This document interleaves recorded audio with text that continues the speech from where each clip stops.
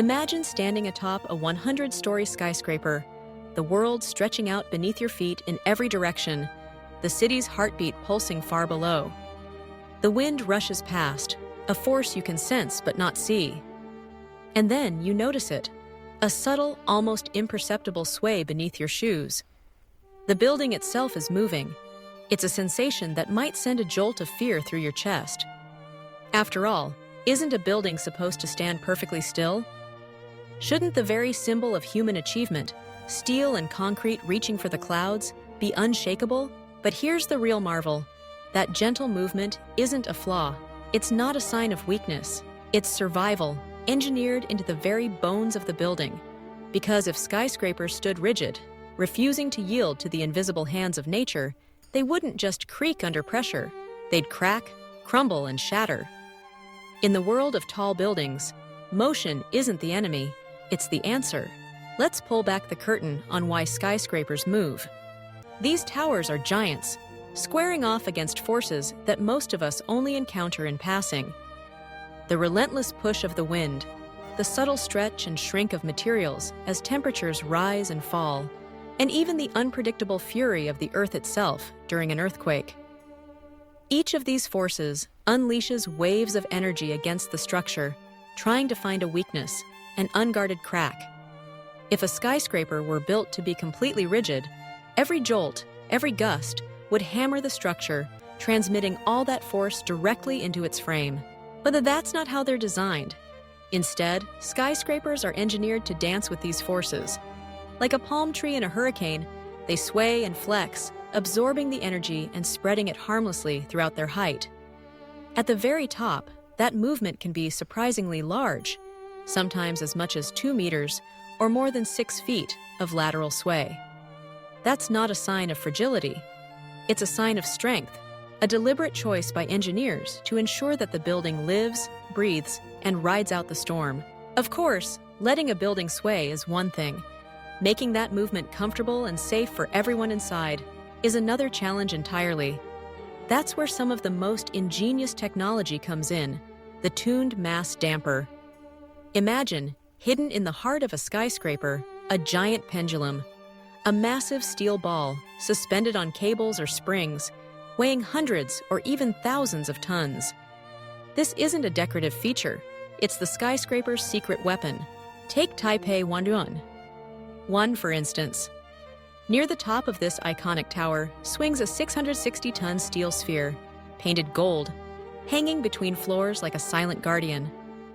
When the building begins to sway in the wind, the damper swings in the opposite direction, counteracting the motion and absorbing the energy. It's like a perfectly timed dance partner, always a step ahead, always keeping balance. Shanghai Tower, one of the world's tallest buildings, takes the idea even further, installing multiple dampers between floors. Each one is carefully calibrated, tuned to the frequencies of vibration that the building is most likely to experience. When an earthquake hits or the wind howls, these hidden giants go to work, turning what could be a terrifying lurch into a gentle, almost soothing motion.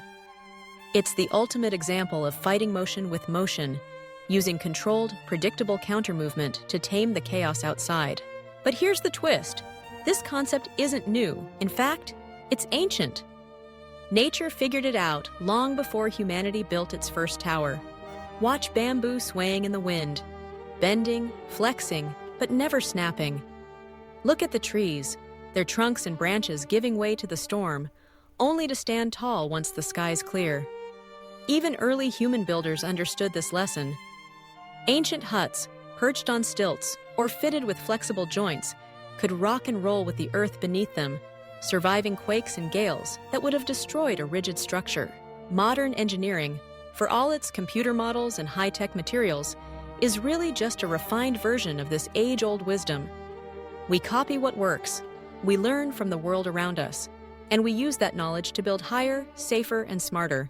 So the next time you find yourself in an elevator, rocketing up the side of a glass-walled skyscraper, or gazing out over the city from a sky-high observation deck, and you feel that slight, almost ghostly sway, don't panic.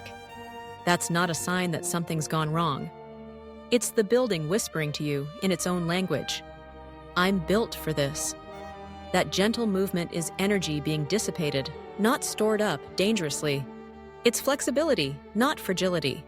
It's the brilliance of engineering, hidden in plain sight. Movement isn't the enemy.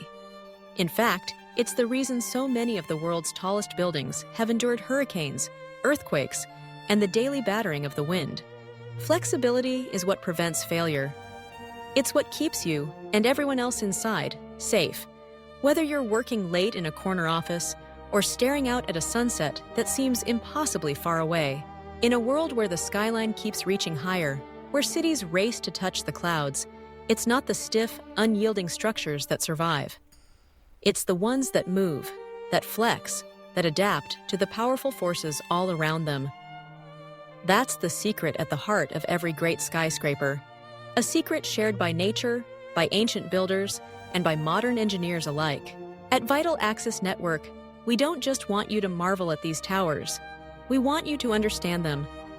Because when you know the story behind the sway, you walk through the city differently. You see stories in every beam, every pane of glass, every gentle motion at the top of the world. So, the next time someone asks if skyscrapers are supposed to move, you'll have the answer. Not only are they supposed to, they must. And that, more than anything else, is what keeps them standing tall. Thank you for watching. Please like, share, and comment.